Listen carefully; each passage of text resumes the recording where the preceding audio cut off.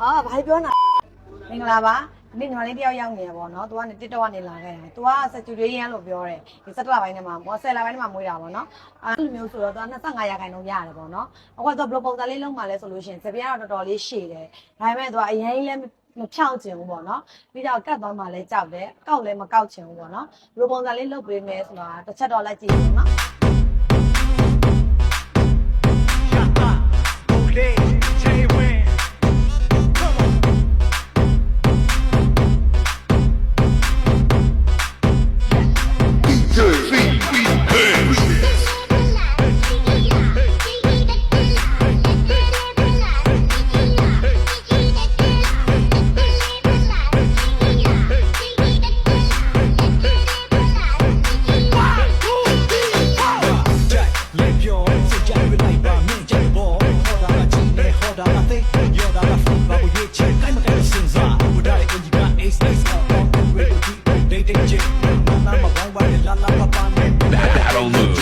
Activated. โอเคပါအဲ့ဆိုတော့ promotion လေးကဒီ17လပိုင်းမှာမွေးတဲ့သူတွေအတွက်ဒီတစ်လလုံးကိုမှခစားခွင့်ရှိသေးတာမလို့တာမွေဟိုဖက်ပလက်ကိုလာခဲ့ဖို့အေးရတော့ဖိတ်ခေါ်ချင်ပါတယ်ရှင်တာမွေဟိုဖက်ပလက်မှာစောင့်နေမယ်နော်